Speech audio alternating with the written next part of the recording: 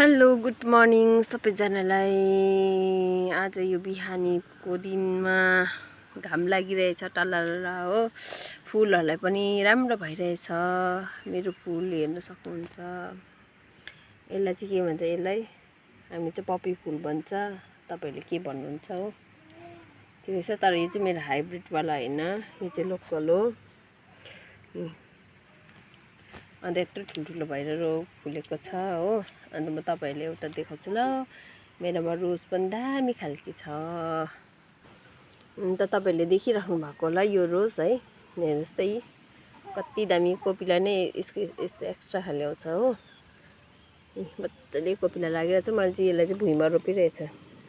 उयोमा रोप्दा गमलामा रोप्दा चाहिँ राम्रोसँगले भएन कि, त्यही भएर चाहिँ मैले भुइँमा रोपेको। कटिङ गरेर राखेको त हेर्नु न कति दामी फुल्दैछ है।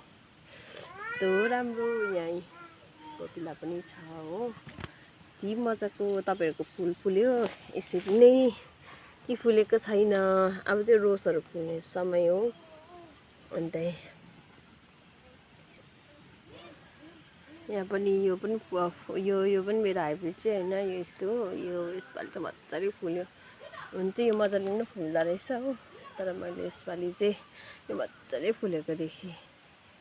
तपाईहरुले जतिजनाले हेरिदिनु हुँदैछ तपाईहरुलाई धन्यवाद छ। अन्त तपाईहरुले सोच्नुहुन्छ होला उयसको गार्डनिङको टपिक लगाएर चाहिँ सबैको मिक्स गर्छ भनेर। अन्त मैले टपिकै नपाएर नि त के हाल्नु भयो नि त। अनि त्यही भएर चाहिँ मैले त्यही लगाएको छु। तपाईहरुकोमा इफ टिप्सहरु छ भने मलाई भन्नुहोस् के चाहिँ राख्नुपर्ने हो च्यानलको नाम। अनि सब्स्क्राइब गरिदिनुहोस्, कमेन्ट गरिदिनुहोस्। Thank you for watching. Bye bye.